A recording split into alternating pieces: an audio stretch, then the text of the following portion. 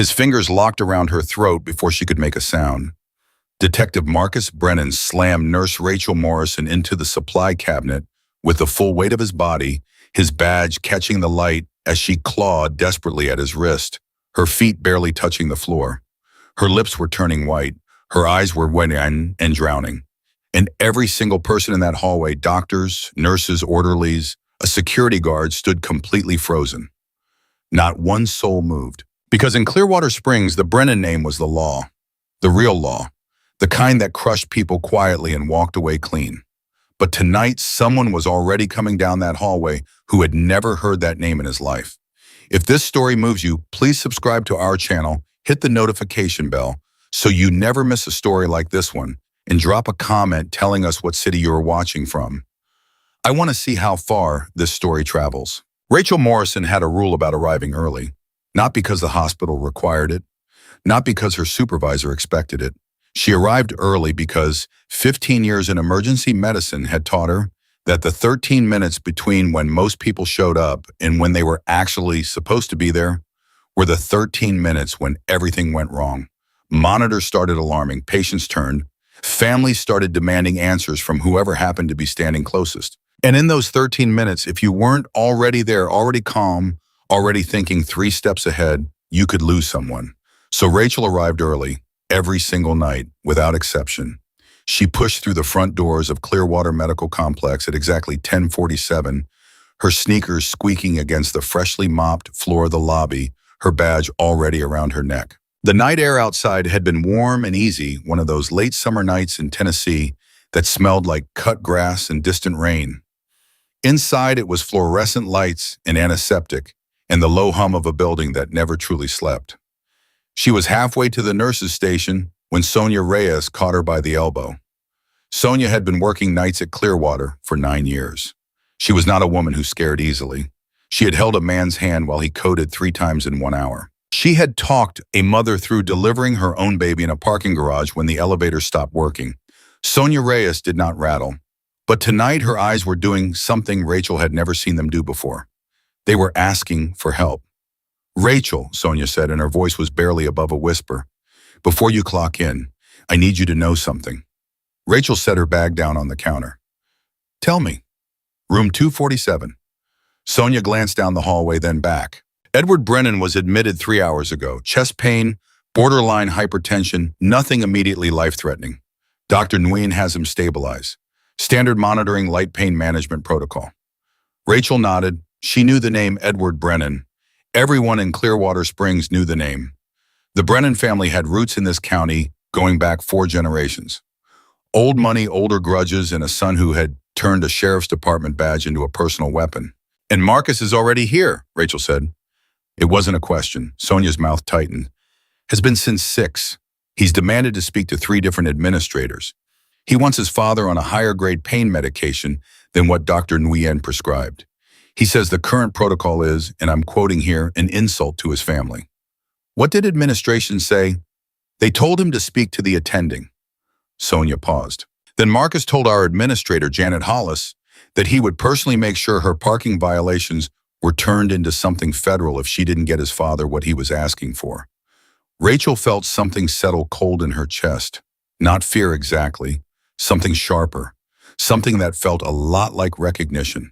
She had seen this before, the way certain people moved through the world as if rules were decorations, as if the law was a costume they wore when it was convenient. "Where is he now?" Rachel asked.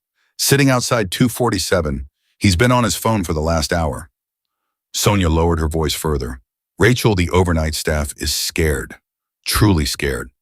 2 of the aides have already asked to be reassigned away from that hallway. I can't make them go back there, and I can't tell them they're wrong to want to stay away."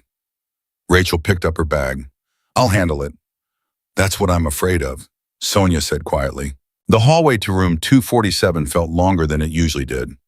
Rachel had walked this corridor thousands of times past the family waiting area, with its sad collection of magazines and the hand sanitizer dispenser that was always running low past the supply closet and the linen cart and the small alcove where the vending machines hummed and glowed at 3 in the morning when the world felt very far away. She had walked this hallway in the middle of a codes, in the middle of grief in the middle of the kind of ordinary chaos that emergency medicine was made of. But tonight, before she even turned the corner, she heard him. "I'm not asking again." Marcus Brennan's voice carried the way a man's voice carried when he had spent his whole life knowing that people were listening. It was deep and flat and utterly devoid of the thing that made most people hesitate. Doubt. He had none of it. "You get me the charge nurse. You get me somebody with authority, because what I'm looking at right now is negligence, and I will have this entire floor investigated before sunrise." Rachel turned the corner. Marcus Brennan was standing in the doorway of room 247. He was a large man, broad through the shoulders, somewhere in his late 40s, with a face that might have been handsome once but had gone hard over the years, the way certain faces do when the person behind them stops caring about softness. His badge caught the light. His jaw was set. He was looking at a young orderly named Darius, who couldn't have been more than 22, and who was pressed back against the opposite wall holding a clipboard to his chest like a shield. Darius saw Rachel coming before Marcus did. His eyes went wide with something that was equal parts relief and dread. Like a man who had just been rescued and wasn't entirely sure his rescuer understood what she was walking into. Marcus turned. For a half second he assessed her. She could see it happening, the quick scan, the calculation. Nurse badge, scrubs, woman. He decided in about 3 seconds that she was manageable. She could see that too. "You the charge nurse?" he asked. "I'm Rachel Morrison," she said. "I'm the night shift ER nurse for this floor." "Can I help you, Detective Brennan?" Something shifted in his face at the use of his title. Not pleasure exactly, more like confirmation. He liked being recognized. He liked knowing that people knew who he was, for he had to tell them. "My father is in pain," he said. "He's been in pain since he got here. The medication they have him on is garbage. I want something stronger." "And your father's treatment plan was set by Dr. Nguyen," Rachel said. "She's one of the best attending physicians on staff. The medication he's currently receiving is appropriate for his condition and his medical history." His medical history. Marcus took a step closer to her. Not aggressive yet, but testing.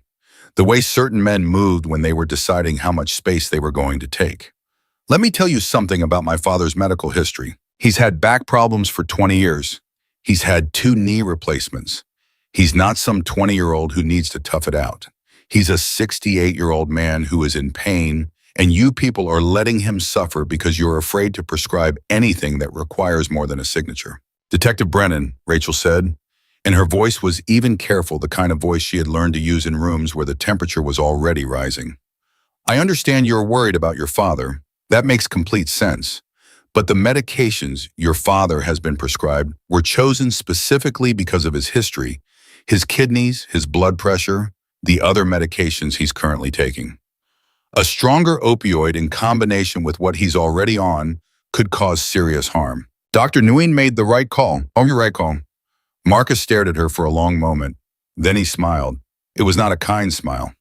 "You know who my brother is," he said. "I know who your family is," Rachel said.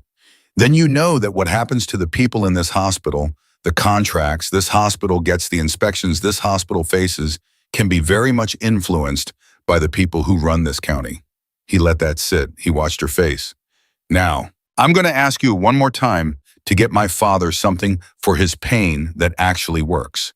And I'm going to suggest that you think very carefully about what happens to this department if you keep telling me no."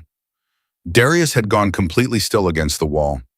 Down the hallway, Rachel was aware of 2 other nurses who had stopped pretending not to be listening. The whole floor had gone quiet in that way that meant everyone was holding their breath at the same time. Rachel looked at Marcus Brennan very directly. "Your father is comfortable," she said. "He is being monitored. His vitals are stable. If his pain level changes significantly, Dr. Nguyen will reassess. That is what appropriate medical care looks like. And I'm going to ask you to please lower your voice and refrain from threatening hospital staff." The smile disappeared. Marcus leaned in close enough that she could smell the coffee on his breath. "You just made a mistake," he said quietly. "I hope you understand that." He turned and walked back into his father's room without another word. Rachel stood in the hallway for exactly 3 seconds. Then she turned to Darius and said very quietly, "Go take your break. I've got this hallway." Darius exhaled like a man who had been underwater. "Ms. Rachel, are you sure you don't want me to?" "Go," she said gently. I'm sure. She walked back to the nurse's station and sat down at her computer and began reviewing the night's charts. Her hands were steady. She had learned a long time ago that hands needed to be steady regardless of what the rest of her was doing. The hands were for the patients. Everything else could wait. The first hour of her shift passed in the rhythm that emergency medicine always found eventually even on charged nights. Vitals, chart updates. A new admission from the trauma bay. A 40-year-old man who had come off his motorcycle on Route 9 and broken his collarbone and 2 ribs, but was by some grace otherwise intact. A diabetic patient in room 251 whose blood sugar had spiked and needed careful management. The ordinary, extraordinary business of keeping people alive. But every 20 minutes or so, Marcus Brennan appeared in the hallway.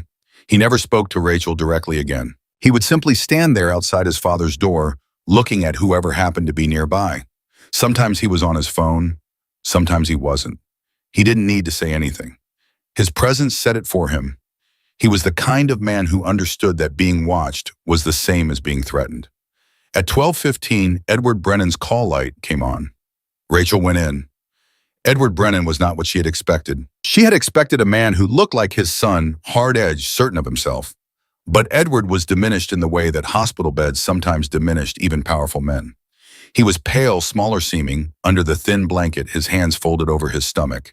He was watching the television mounted on the wall with the sound muted.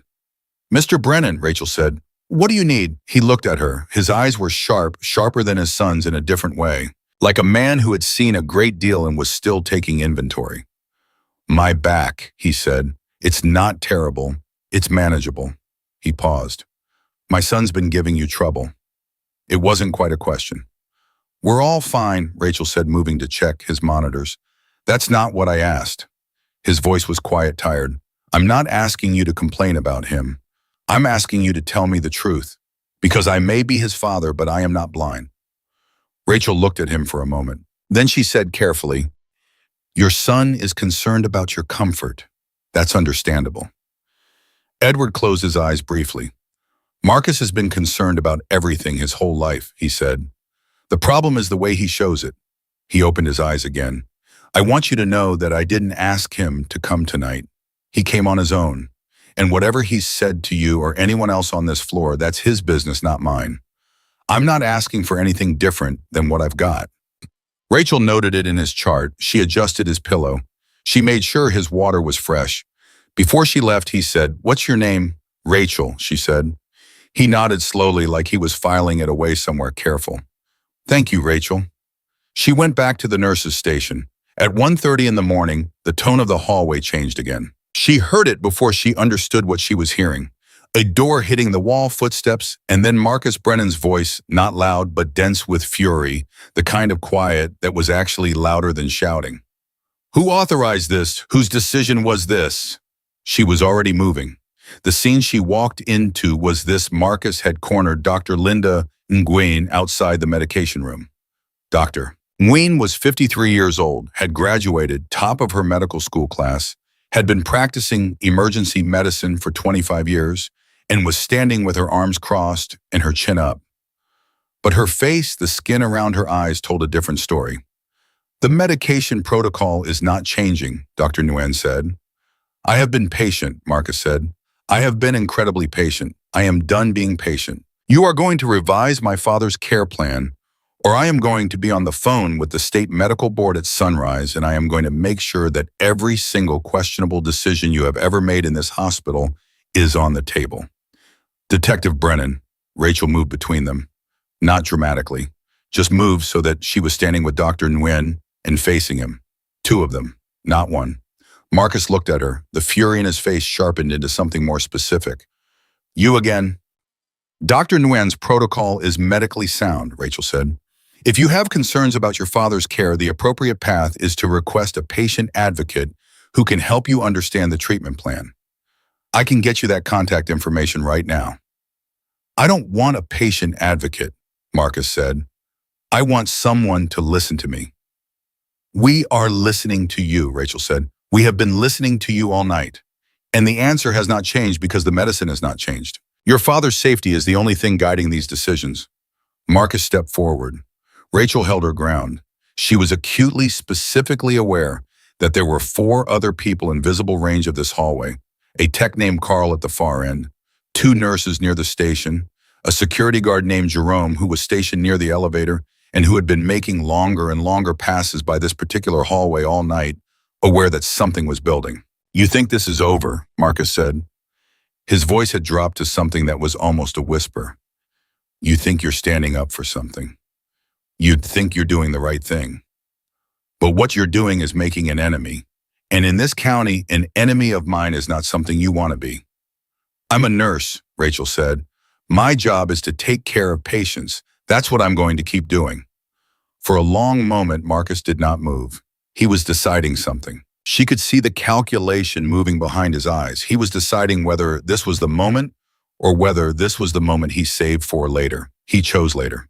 He turned and walked back toward his father's room. Dr. Nguyen exhaled beside him. "Thank you," she said quietly. "Document everything," Rachel said. "Everything he said tonight. Timestamps, exact quotes, if you can remember them. All of it." Dr. Nguyen nodded. "Are you going to be okay?" "I always am," Rachel said. But she felt it now, what she had been holding at a distance all night. The knowledge that men like Marcus Brennan did not back down. They retreated. And they came back when you were least expecting it, when the hallway was emptier, when there were fewer witnesses, when the moment felt like it had passed and everyone had let their guard down just slightly. She went back to her work. She monitored her patients. She answered call lights. She made sure the motorcycle patient's pain was managed and his breathing stayed clear. She sat with the diabetic patient for 20 minutes talking quietly while his glucose came back down to safe levels. She did what she had always done because the work did not stop for the fear. The work was actually the antidote to the fear. As long as you were doing the work, you were in the right place. At 2:41 in the morning, Marcus Brennan's father's blood pressure monitor alarmed. It was not a critical alarm. A slight elevation within manageable range, the kind of spike that came with stress and poor sleep and lying in a hospital bed while your son caused chaos in the hallway. Rachel went in. She checked the monitors. She asked Edward how he was feeling. He said tired. She adjusted his position, checked his numbers, noted everything carefully. Marcus appeared in the doorway. He looked at the monitor, then at Rachel. "What happened?" he demanded. "A small blood pressure elevation," Rachel said, calm, factual. "Completely within expected range for his condition. We're monitoring it." "You're monitoring it," he repeated like the words tasted wrong. "My father's pressure is going up, and you're monitoring it." "Mr. Brennan, doctor," Nguyen said, coming in behind Rachel because she had heard the alarm too, because that was how they worked, like a team, like the years of training had built them into something that functioned better together. "Your father's readings are being tracked in real time. This elevation is not a crisis. It is a data point. We are on top of it." Edward said quietly from the bed, "Marcus, sit down." The room went still. It was the first time Rachel had heard Edward Brennan use that tone. Not loud, not angry, just final. The voice of a man who had said a certain word a certain way for 48 years and knew exactly what it did. Marcus sat. The next hour was quieter, almost deceptively so. Edward's blood pressure came back down. Marcus stayed in the room. Rachel and Dr. Nguyen moved through the hallway in the ordinary rhythms of the night shift. Jerome, the security guard, stopped making extra passes and drifted back toward the elevator, and Rachel let herself breathe. She thought carefully that perhaps the worst of it was over, that Marcus, with his father's voice still in his ear, had remembered something, or decided something, that the rest of the night would finish the way most difficult nights finished, in a slow, grudging de-escalation. She was outside the supply room at 3:17, gathering materials for the motorcycle patient's wound care when she heard the footsteps behind her. She turned. Marcus Brennan was directly behind her. There was no one else in the immediate hallway. Jerome was at the elevator. The nurse's station was around the corner. The door to the supply room was half open behind her. She saw his face and understood immediately that the calculation she had seen in his eyes earlier in the night had resolved. He had made his decision, and it was this. She had 1 second to register it before his hand came out and grabbed her by the arm, hard spinning her sideways through the open supply room door. Her shoulder hit the metal shelving. Products rattled and fell. She caught herself on the edge of a shelf and turned already, saying, "Get your hand." His hand closed around her throat, not squeezing exactly, more like claiming, like someone putting their hand on something to prove that they could. She clawed at his wrist. She could breathe just barely, just enough. Her vision swam. The fluorescent light overhead seemed very bright and very distant at the same time. I told you, Marcus said very quietly, very close, that you were making a mistake. Carl the tech appeared in the doorway. He stopped dead. Another nurse appeared behind Carl, froze. Jerome the security guard appeared at the end of the hallway. He saw. He did not move. Everyone saw, and no one moved, because this was Marcus Brennan, because this was what his name meant in this hallway, in this county, in this entire part of Tennessee. It meant that even when you saw the worst thing happening right in front of you, you calculated the cost. And the cost of stepping in was something most people in Clearwater Springs had decided a long time ago they couldn't afford. For 7 seconds, the world held completely still. Then Marcus released her. He straightened up. He smoothed the front of his jacket with both hands slow and deliberate, like a man adjusting himself after something entirely routine. He looked at Carl, at the nurse in the doorway, at Jerome at the end of the hall. She slipped, he said calmly. I was helping her. He walked away. Rachel stood into the supply room doorway with her hand against her own throat, feeling her pulse hammering against her fingers, and she looked at the people who had seen every second of what had just happened, and she understood something with complete clarity. This was the system. This was what it looked like from the inside. Not some distant injustice in a courtroom or a headline, but this specific hallway, these specific faces, this specific silence. The system was this moment, the 7 seconds when everyone saw and no one moved, and the man walked away, adjusting his jacket. She straightened. She lowered her hand. She picked up the supplies she had dropped when she hit the shelving. And that was when she heard the footsteps at the far end of the hall. Different footsteps, measured and certain in a way that Marcus's footsteps had been certain, but different in its foundation. She looked up. A man in uniform was walking down the corridor toward the nurse's station. Not a police uniform, not a hospital uniform. The kind of uniform that carried its authority differently quietly in the hardware on the collar and the posture of the man wearing it. Rachel did not know who he was yet. She just knew that his eyes had found her face from 30 feet away and had stopped there. He could see her throat. He could see the doorway of the supply room, the scattered supplies on the floor, the faces of Carl and the nurse and Jerome, all of them still frozen in the particular guilt of people who had just witnessed something they did nothing about. The man in uniform slowed, and then he stopped. And he looked at Rachel Morrison in the doorway of the supply room with her hands still not quite lowered from her own throat. And he said very clearly in a voice that did not need to be loud to fill a hallway, "Ma'am, are you all right?" Rear Admiral Daniel Hayes had not planned to be at Clearwater Medical Complex at 3 in the morning. He had planned to be in his hotel room on the other side of town, sleeping the kind of sleep that comes after 14 hours of travel and 2 connecting flights and a car ride from Nashville that took 40 minutes longer than it should have because of road work on the interstate. He had planned to be rested and sharp for the 8 o'clock meeting with the base commander at Fort Campbell. That was the whole reason he was in Tennessee in the first place. But his brother had called at 11:15, chest tightening, left arm heavy, and Daniel Hayes had not hesitated for a single second. He had put on his uniform, gotten in his rental car, and driven straight to the only hospital in Clearwater Springs. His brother was fine. Anxiety attack, not cardiac. Already resting comfortably in a room on the 2nd floor, already embarrassed about the whole thing, already telling Daniel to go back to the hotel and sleep. Daniel had sat with him for an hour anyway because that was the kind of man he was. And now at 3:17 in the morning, he was walking back through the ground floor hallway toward the exit. He almost made it.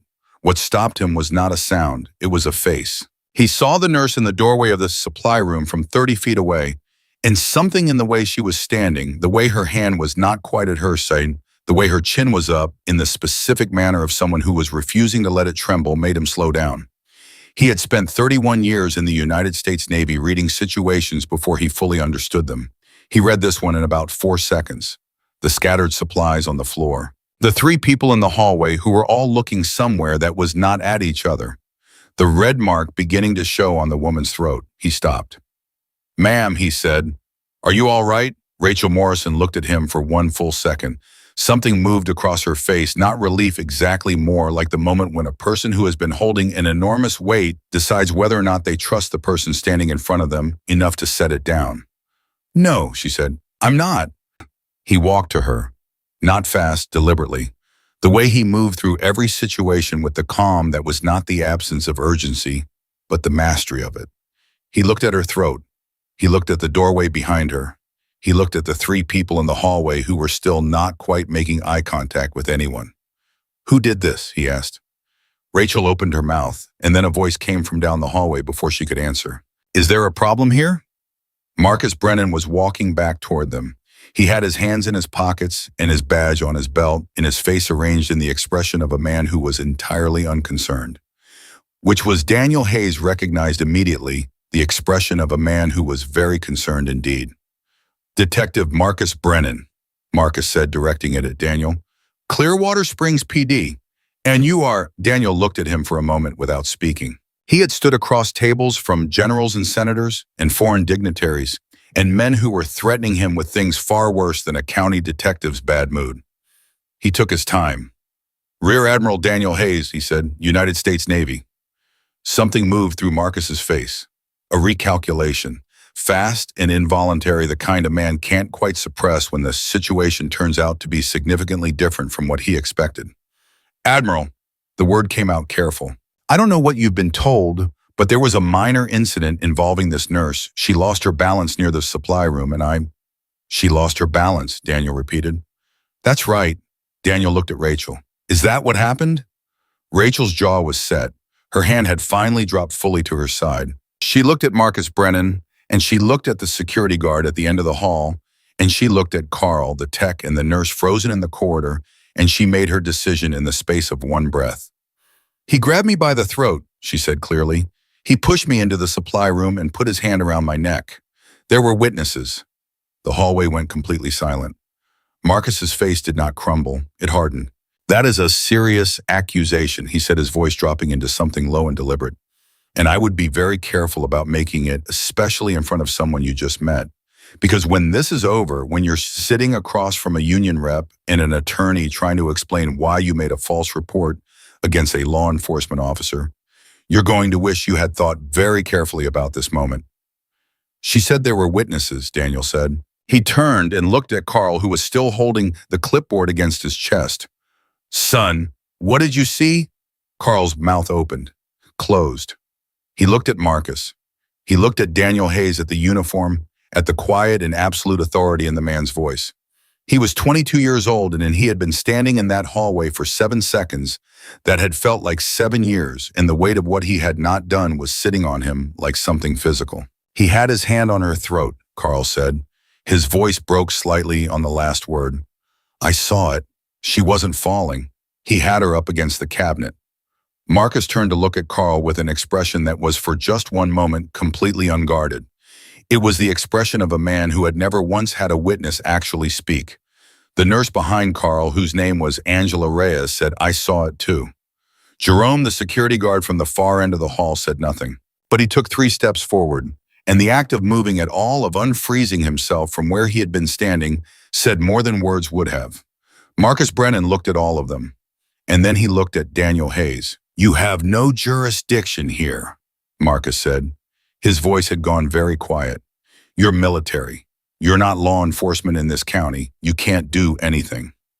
"You're right," Daniel said. "I can't arrest you. That's not my job." He reached into his jacket pocket and took out his phone. "But I can make a phone call.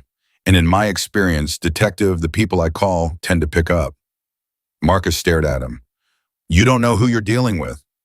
"I know exactly what I'm dealing with," Daniel said. The words were not heated, they were stated. The way a man states a fact he is entirely certain of. A law enforcement officer who just committed assault in a hospital corridor in front of multiple witnesses. "That's what I'm dealing with." He turned to Rachel. "Are you able to walk?" "Yes," she said. "I want you to go to the nurse's station with your colleagues, and I want someone to photograph your neck and document what happened. Every detail. Right now, while it's fresh." He looked at Carl and Angela. "Will you both stay with her?" "Yes, sir," Carl said immediately, and there was something in his voice that had not been there 3 minutes ago. A steadiness. like he had just decided something about himself. Marcus took a step forward. "This is not finished." "No," Daniel said pleasantly. "It is not." He dialed.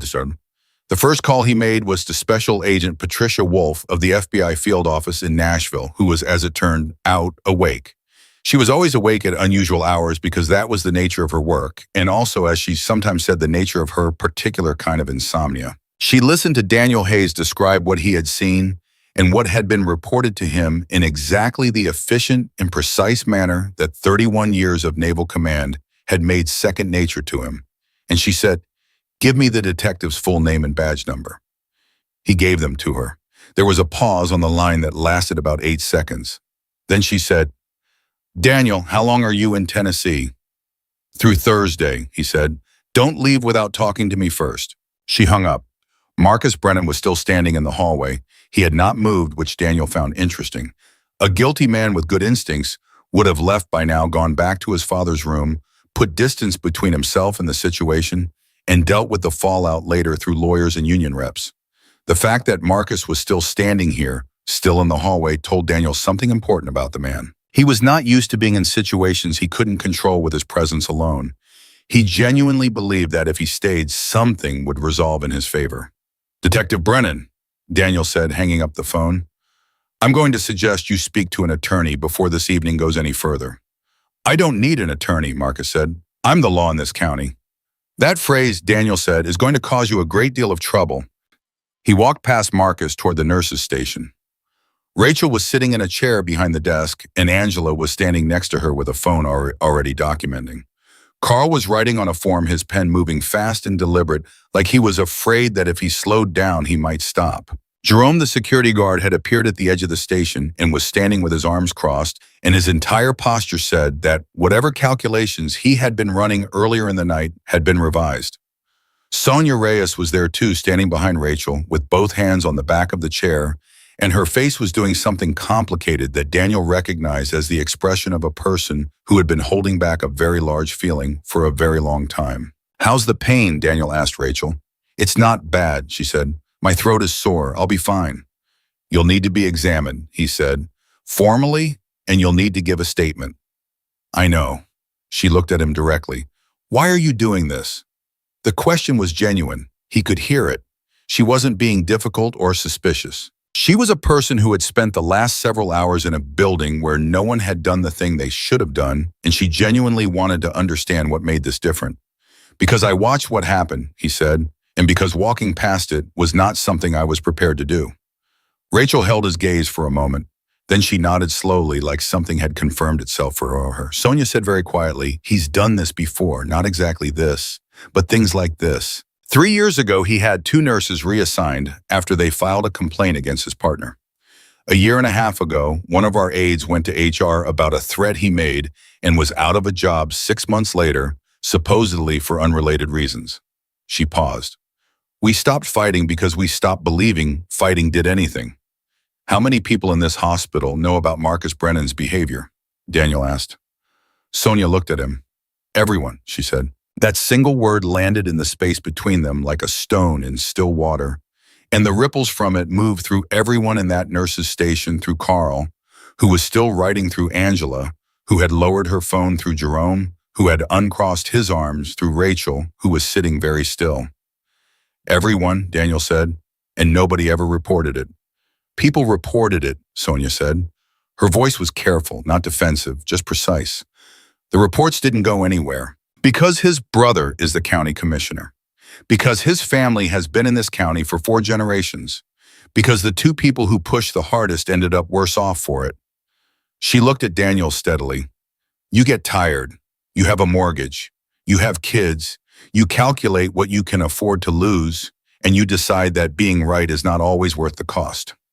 Daniel was quiet for a moment. Then he said, "I understand that. I'm not here to judge any of you for it." He looked at Rachel. "But tonight it goes on the record. All of it. Everything that happened in this hallway, everything that's happened in this building over the past 3 years, if there are people willing to speak."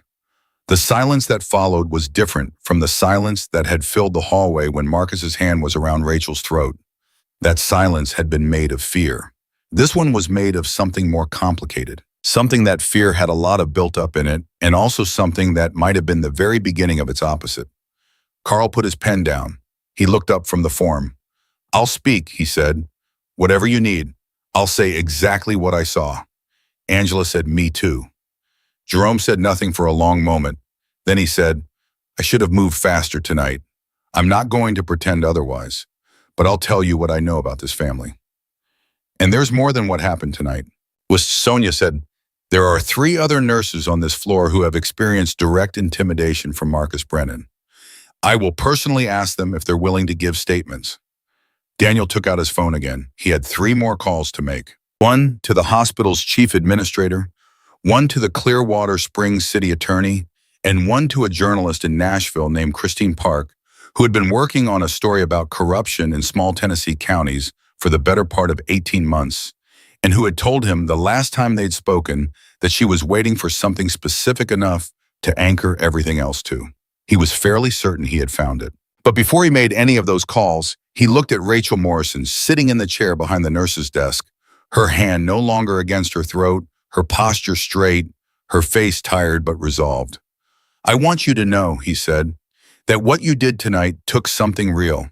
Standing your ground with a man like that in a building where everyone around you was afraid. That wasn't small." Rachel looked at him. "I was doing my job," she said. "Yes," he said, "you were. But you were doing it in a place that hadn't given you much reason to believe your job was going to protect you." He paused. "I'm sorry it took a stranger walking down the hallway to make tonight different." Rachel was quiet for a moment. Then she said, "Are you sure this isn't going to disappear? The way everything else has?" It was the most important question in the room. He could hear everyone else holding the answer to it, waiting for his version of it. "I'm not going to pretend I can guarantee every outcome," Daniel said. "But I can tell you that as of 11 minutes ago, a federal agent has Marcus Brennan's name and badge number. I can tell you that 2 witnesses have already given statements. I can tell you that by morning, this situation will be in the hands of people whose jurisdiction is not affected by the Brennan family's relationships in this county." He looked at her steadily. "It's not a guarantee, but it's different from anything that's happened here before." At 3:58 in the morning, Marcus Brennan walked out of his father's room and toward the nurse's station. He had his jacket on. His face was composed. He had clearly spent the last 40 minutes on his phone. He stopped at the edge of the station and looked at the group assembled there, Rachel, Sonia, Carl, Angela, Jerome, and Daniel Hayes standing slightly apart with his phone in his hand, and the calculation in Marcus's face was visible and rapid. "My father is resting," Marcus said to no one in particular. "I'm going to get some air." "Detective Brennan." It was Rachel who spoke. Her voice was clear and even. "Before you go, I want you to know that I've filed an assault report. The hospital has it. Carl and Angela have given written witness statements. Jerome has given a verbal statement that is being recorded by hospital security." She looked at him directly. "And I want you to know that I'm not afraid of you." Marcus held her gaze for a moment. His jaw was tight. Something was happening behind his eyes that was not quite the certainty that had been there earlier. It was the first time all night that the expression on his face suggested he understood that the situation was outside his control. He said nothing. He turned and walked toward the exit. Daniel watched him go. Then he turned back to Rachel. "Try to rest if you can," he said. "The next few hours are going to move fast." "I can't rest," Rachel said. "I still have a shift to finish." He looked at her for a second. Then for the first time since he had walked into this hallway, something crossed his face that was very close to admiration. "Of course you do," he said. He stepped away from the nurse's station and made his first call. Christine Park answered on the second ring, and before Daniel had said more than 30 words, she said, "I need to be in Clearwater Springs by morning."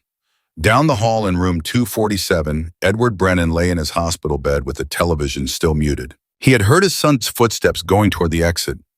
He had heard the quiet in the hallway afterward, the kind of quiet that was different from the quiet that had come before it.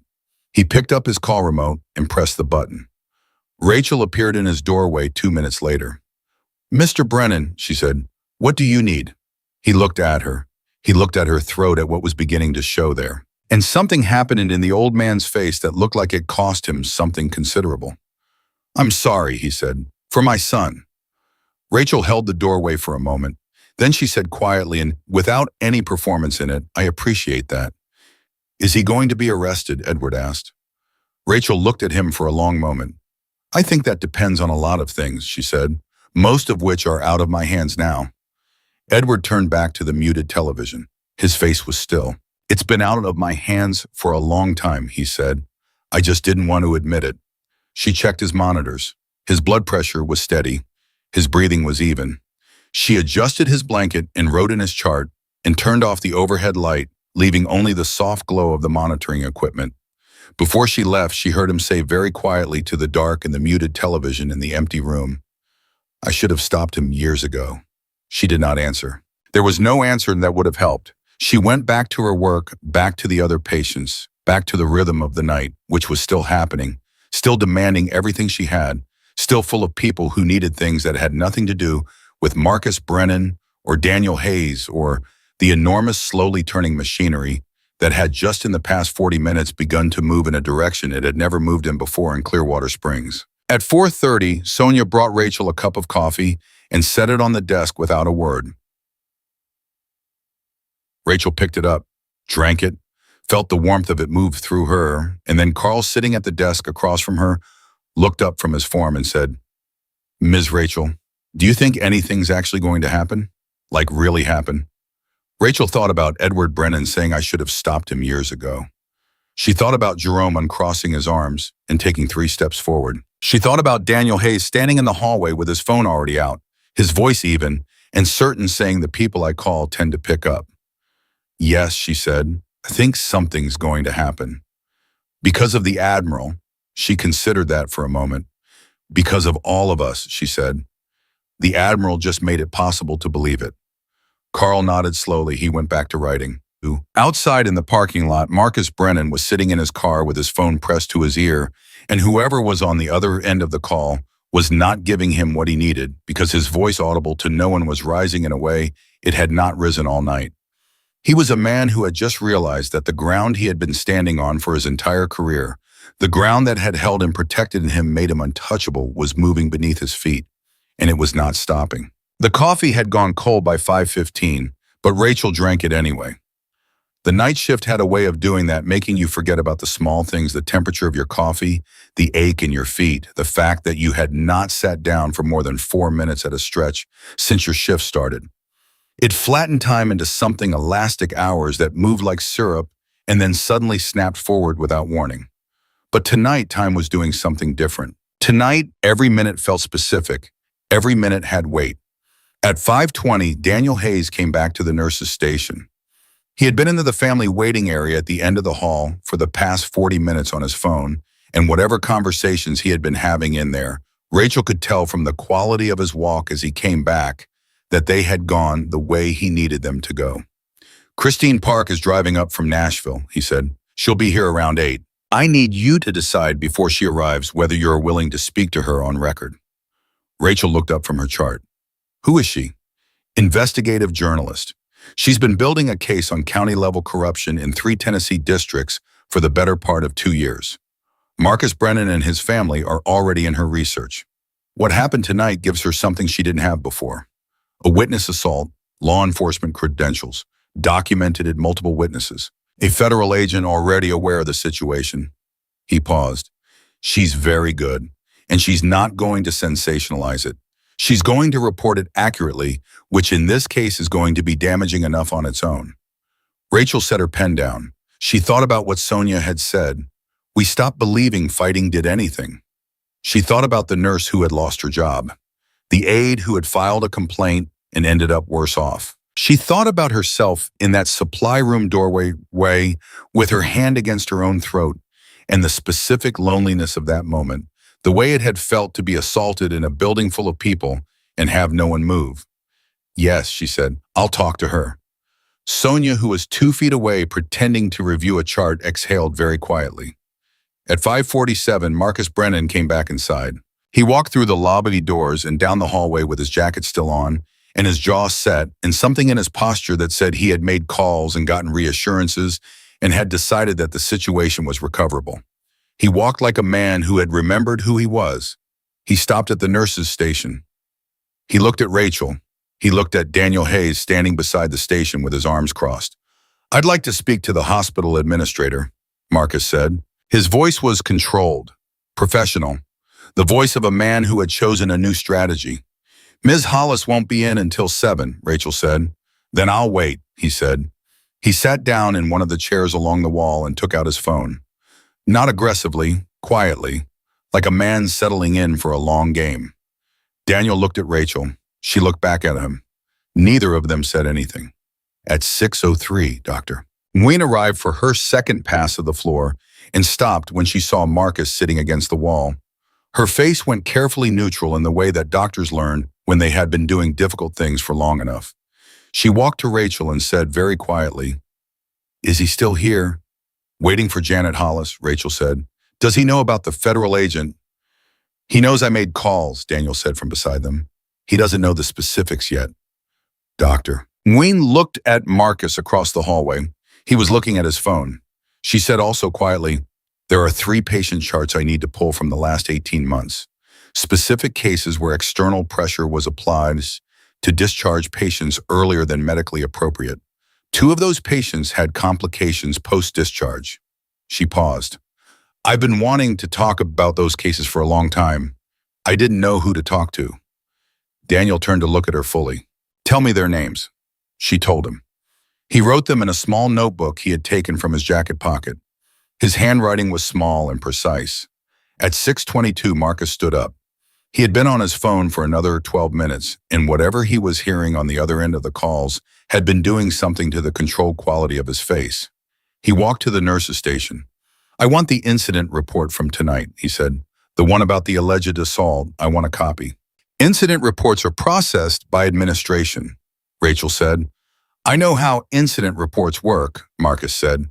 "I'm a law enforcement officer. I'm entitled to a copy of any report that names me."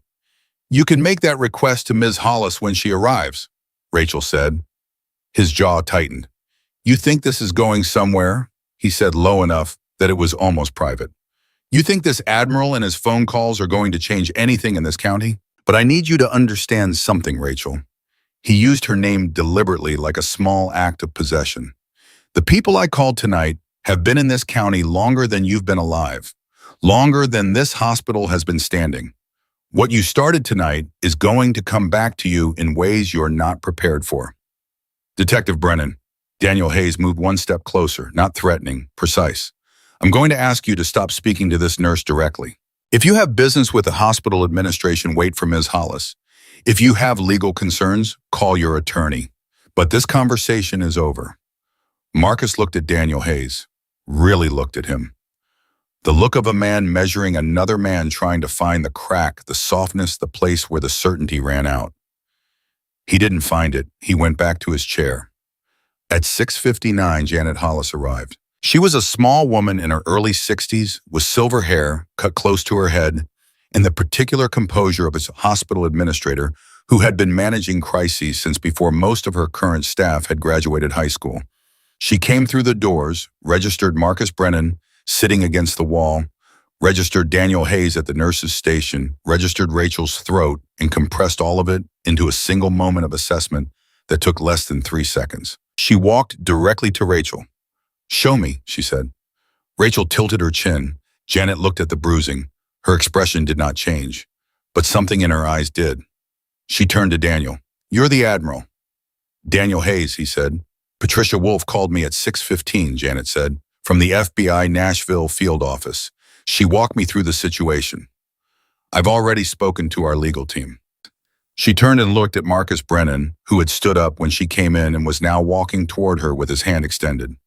"Ms. Hollis," Marcus said, "I've been waiting to speak with you." "I'm aware," Janet said. She did not take his hand. "Detective Brennan, I've been advised by our legal team that given the nature of last night's incident and the pending federal involvement, I'm not in a position to discuss hospital documentation or incident reports with you directly. If you have legal questions, please direct them to your attorney who can contact our counsel." Marcus's hand dropped.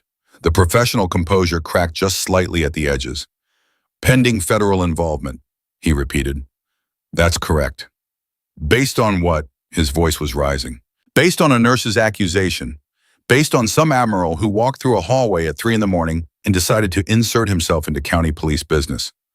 Based on a documented assault with multiple witnesses in a medical facility, Janet said, and her voice was perfectly level, and a pattern of behavior that has been brought to my attention and that I should have addressed far more seriously a long time ago. She paused. I'm sorry it took last night to make that happen. That last sentence was not directed at Marcus. It was directed at Rachel. And the two women looked at each other for a moment that had a great deal of history in it. History of all the times Rachel and nurses like her had brought things to administration and watched them disappear into procedures and protocols and the slow grinding silence of institutional self-protection. Marcus stared at Janet Hollis. Then he turned and looked at the hallway at Carl and Angela, who were still there, finishing the last hour of their shift at Jerome, who was back at his post, and watching without pretending not to at Sonia, who had one hand on the counter of the nurse's station and was looking at Marcus with an expression that was 7 years of accumulated things she had never been able to say. I want to see my father, Marcus said. Your father is a patient here and has every right to visitors, Janet said, within normal visitation parameters, which begin at 8 o'clock. It's 5 minutes to 8, Marcus said. Then you have 5 minutes, Janet said. He walked to the chair and sat back down. He put his phone on his knee and looked at the floor. For the first time since Rachel had first seen him the night before, Marcus Brennan looked exactly like what he was. A man who had run out of moves and hadn't admitted it to himself yet. At 8:03, he went into his father's room. The hallway was quiet for 11 minutes. Then Edward Brennan's voice behind the closed door said clearly enough to carry stop. Just stop talking and listen to me for once in your life. No one in the hallway moved. No one pretended not to hear. Marcus's voice lower was not entirely audible. A few words. Defensive. Explanation. The specific cadence of a son trying to manage a father. Then Edward again, and this time his voice broke open in a way that old men's voices do when they have been holding something for decades and the container finally gives. You think I don't know what you are? You think I built this family up for you to use it like a weapon on people who are just trying to do their jobs? That nurse in that hallway. That was someone's daughter. That was someone's mother, and you put your hands on her. The silence that followed was the loudest thing Rachel had heard all night. Then Edward said quieter now. You need to go, and you need to go talk to a lawyer. And Marcus, I need you to understand something. A pause. I'm not going to help you with this one. I can't. The door opened. Marcus came out. His face was a different face from the one he had been wearing.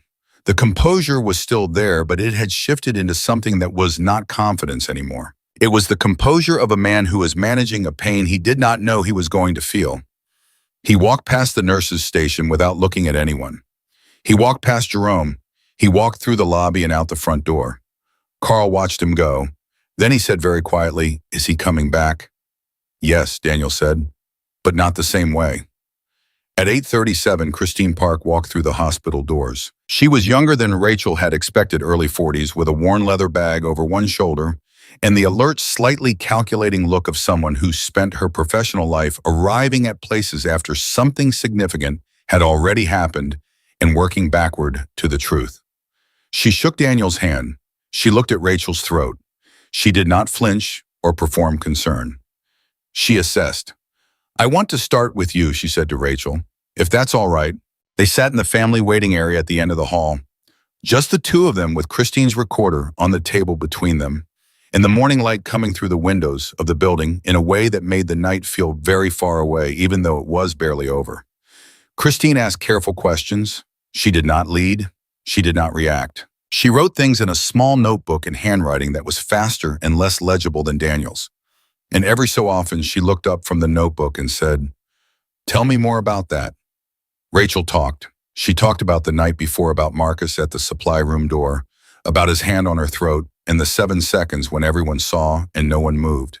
But Christine kept gently pulling the thread further back, asking about the nurse who had been reassigned, asking about the aide who had filed a complaint and lost her job, asking about the early discharges Dr. Nguyen had mentioned. And Rachel told her what she knew and what she didn't know. She said she didn't know, and what was her opinion. She identified as opinion because that was the kind of person she was. At the end of an hour, Christine closed her notebook. "Can I ask you something off the record?" Rachel said. Yes, Christine said. How bad is it, what you've found about the Brennan family? Christine was quiet for a moment, in the specific way of a journalist deciding how much truth to put in a room before the reporting was done. Then she said, bad enough that tonight was never going to be just one incident. What happened to you is real, and it's serious, and it matters on its own. But it's also the visible edge of something that goes a long way down. Rachel sat with that.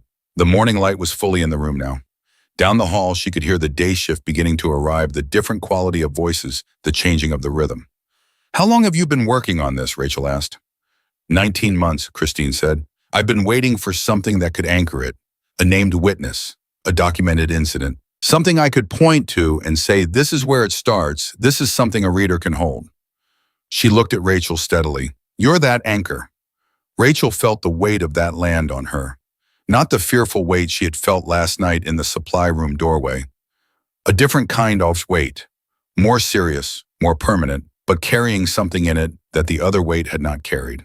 Purpose. The sense that a thing that had happened to her was going to amount to something beyond itself. Then let's make sure we do it right, Rachel said. Christine nodded. She put her notebook in her bag. She stood up and said, I need to speak to Sonia Reyes next, and Dr. Nguyen, if she's willing. They're both willing, Rachel said. I can tell you that without asking. At 10:15, Special Agent Patricia Wolf arrived at Clearwater Medical Complex with a junior agent named Torres, in a kind of low-key organized energy that made the air in the lobby feel different. She was in her early 50s, wearing a gray jacket, and she had the quality of focus that Rachel associated with people who had been doing important work for a very long time and were not interested in performing the importance of it. She met with Daniel first in the administrator's conference room for 20 minutes. Then she asked for Rachel. Rachel sat across from Patricia Wolf, with Torres taking notes in the corner, and told the whole story again, all of it, from the moment she arrived 13 minutes early to the moment Marcus Brennan walked out the front door that morning. She was precise about times. She was precise about what she saw versus what she inferred. Patricia Wolf listened without interrupting, and when Rachel was finished, she asked 7 very specific questions about the incident in the supply room, the location of the witnesses, the exact words Marcus had used before and after the condition of the supplies that had been knocked to the floor.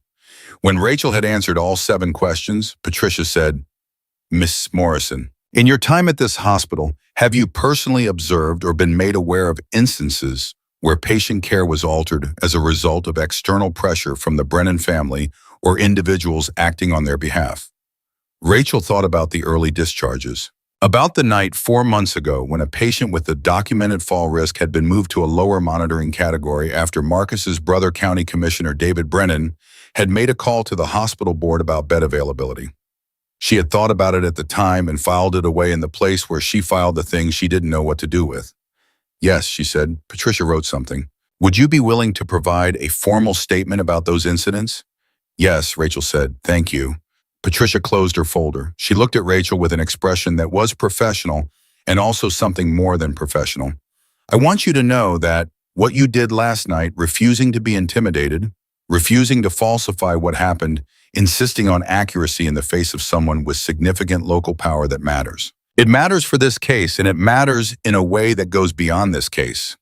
Rachel said, I was just telling the truth. Yes, Patricia said, you were.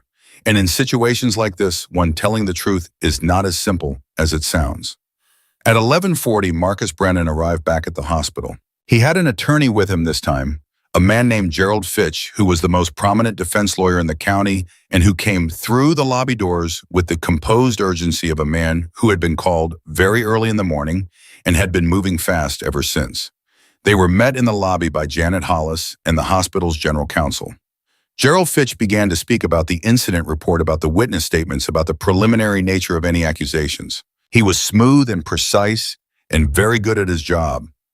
Patricia Wolf walked into the lobby from the conference room hallway, and Gerald Fitch stopped speaking mid-sentence. She showed him her credentials. She told him in 6 sentences the current status of the federal inquiry that had been opened as of 6:45 that morning. Gerald Fitch listened to all 6 sentences. Then he asked for 10 minutes alone with his client. They went to a corner of the lobby. Rachel, watching from the hallway that connected the lobby to the ER corridor, could not hear what Gerald Fitch was saying to Marcus, but she could see Marcus's face. She could see the moment when Gerald Fitch said whatever the central thing was, the thing that reorganized everything. Because Marcus's face went through four distinct expressions in less than 3 seconds. Disbelief, calculation, anger, and then a kind of stillness that was not calm. It was the stillness of a man who had just understood fully and for the first time that the ground he had been standing on was not coming back. Sonia appeared beside Rachel in the hallway. She looked at Marcus in the corner of the lobby with his attorney. She was quiet for a moment.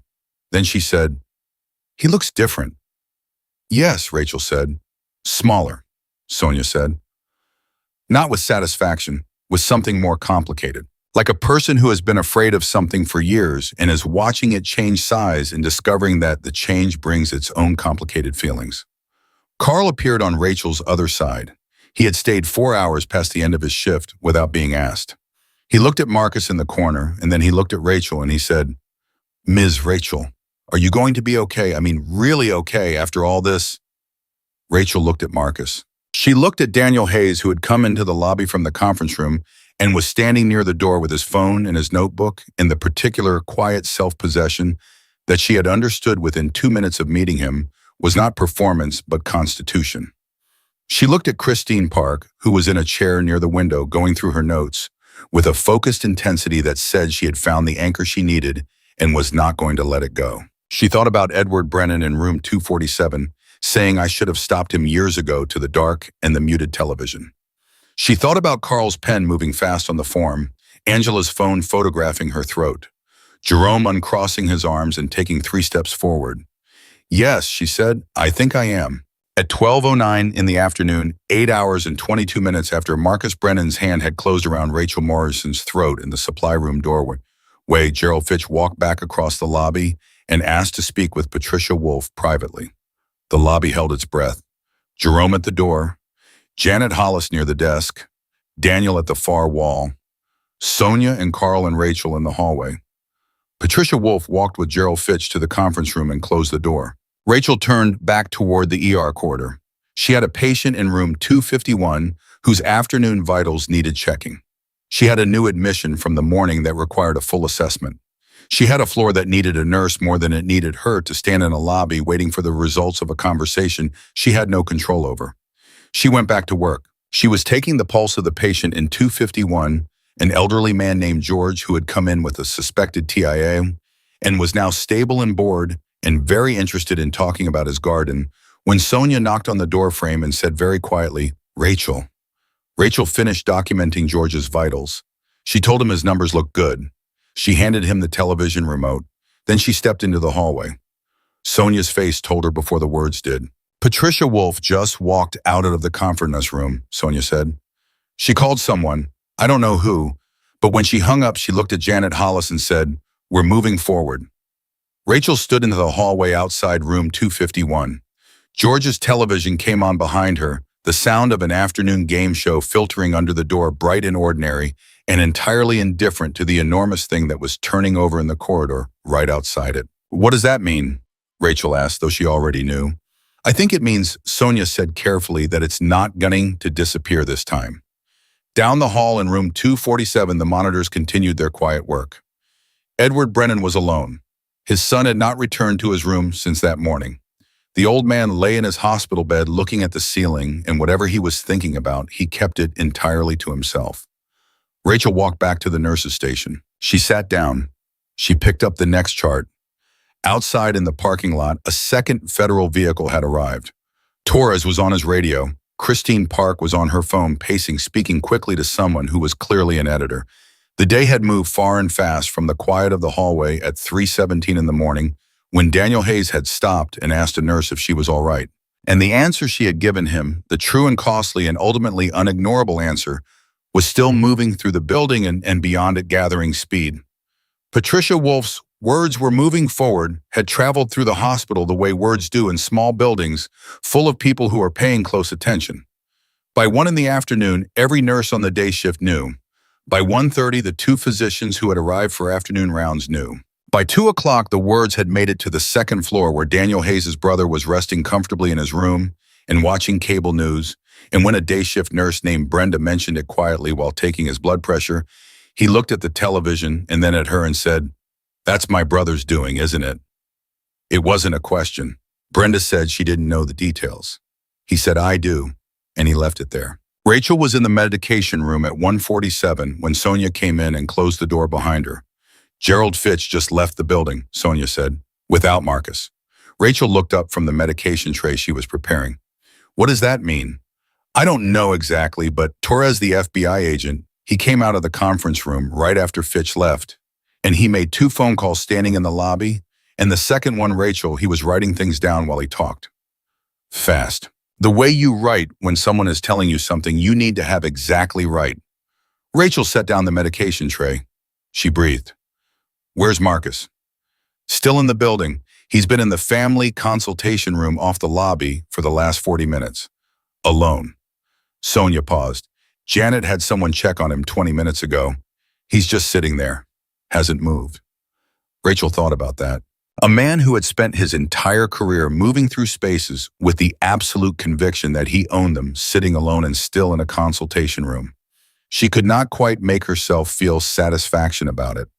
What she felt was something closer to the particular tiredness that comes after a very long fight. Not the tiredness of defeat, but the tiredness of effort of having spent everything you had on something that mattered and now waiting for the ground to settle. Has Patricia said anything more? Rachel asked. She asked Janet for a list of every HR complaint filed in the last 7 years that mentioned Marcus Brennan or anyone in his family by name. Sonia looked at her steadily. Janet gave it to her without hesitating. Janet didn't hesitate at all. Rachel picked up her medication tray. Good, she said. At 2:14, the day shift charge nurse, a capable woman named Diane who had come in that morning to a floor that felt like it had survived something and was still figuring out what found Rachel at the nurse's station, and said, you should go home. You've been here since before 11 last night. I have 3 patients, still mid-assessment, Rachel said. I'll take them, Diane said. Go home, sleep, come back tomorrow and do this all over again. She paused. I heard what happened. I heard all of it. And I want you to know that what you did matters to every person on this floor, including the ones who aren't here today to say it. Rachel looked at her for a moment. She wanted to say something adequate to that. She couldn't find it. Thank you, she said. Go, Diane said. Rachel packed her bag. She went to the doorway of room 247 to check Edward Brennan one last time. He was awake, sitting up slightly, the television still muted. He looked older than he had last night. Something had shifted in him that sleep and medication and stable blood pressure had not addressed. He saw her in the doorway. You're leaving, he said. End of shift, she said. He nodded. He looked at his hands. Then he looked at her throat, at the bruising that the morning light had made more visible than the fluorescent night had. His jaw tightened. How are you? He asked. His voice was different from how it had been last night. Last night it had been careful, managed, the voice of a man maintaining something. Now it was just tired. I'll be all right, she said. My son called me 20 minutes ago, Edward said, from his car. He said he was going to fight it. He said it was all a misunderstanding and he was going to fight it. He paused. I didn't say anything. I just listened. And when he was done talking, I said, Marcus, I love you, but I can't do this anymore. Another pause, longer this time. He hung up. Rachel stood in this doorway. She did not try to fix it for him or make it smaller than it was. Some things deserve the full space of their weight. I'm sorry, she said, for the part of this that's painful for you. You don't need to be sorry for any of it, Edward said. You did the right thing, every part of it. He looked back at his hands. I raised a son who put his hands on a woman in a hospital hallway. I don't know how much of that is my fault. I've been thinking about it all morning and I can't get to the bottom of it. Rachel said quietly, that's not a question anyone can answer in one morning. He looked at her. For a moment his eyes were very old and very clear at the same time. No, he said. I suppose it's not. She said goodnight, which was the wrong word for 2 in the afternoon, but was the right word for the end of a shift that had started in one world and was ending in a different one. He said it back without correcting it. She walked out of the hospital and into the afternoon, and the air was warm and smelled like cut grass and distant rain, exactly the way it had when she walked in 14 hours ago. And the continuity of that struck her as both ordinary and extraordinary, that the world outside could smell the same, while everything inside had changed. She sat in her car for 3 minutes without starting it, just sat. Then she drove home. At 3:30, Christine Park's article went live on the Nashville Courier's website. It was titled precisely and without embellishment, Clearwater Medical Staff Detail, Years of Intimidation by Detective Marcus Brennan. Federal inquiry opens following hospital assault. In the first paragraph, Christine named Rachel Morrison.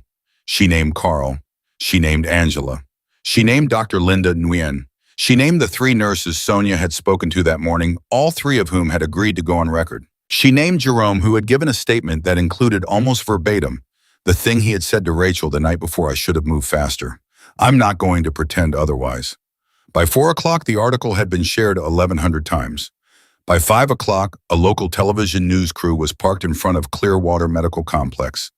By 6 o'clock, the story had been picked up by 2 Nashville network affiliates in a regional AP wire. By 7, it had reached national aggregators. By 8 that evening, the Brennan family name, which had meant something specific and untouchable in Clearwater Springs for 4 generations, meant something entirely different. Rachel was asleep by 4 and did not see any of it happen in real time. She found out at 7:15 when her phone woke her with a text from Sonia that said simply Christine's article. Read it? Then call me. She read it sitting on the edge of her bed, still in the clothes she had come home, and her hair still flat from the long night. She read all of it. She read her own name in print. She read Carl's name and Angela's name and Sonia's and Dr. Nguyen's and Jerome's. She read the names of the 2 patients who had been discharged prematurely, whose post-discharge complications were now documented in federal inquiry paperwork. She read the 3 paragraphs about the county commissioner, David Brennan Marcus's brother, and the specific instances of pressure he had applied to hospital administration. She read the final quote, which was from Daniel Hayes, who had given Christine one statement on record before leaving for Fort Campbell that morning. What happened in that hospital hallway is not complicated. A woman was assaulted by a law enforcement officer in front of witnesses who were afraid to intervene. The fear those witnesses felt was rational because it was based on years of real consequences. What's complicated is how long it took for someone to refuse to be afraid. That part deserved to happen much sooner. Rachel read that last sentence twice. She called Sonia. Sonia answered on the first ring. Are you okay? Yes, Rachel said. Are you? I'm somewhere between terrified and the best I've felt in years, Sonia said, which is a strange combination. I don't recommend it. A pause.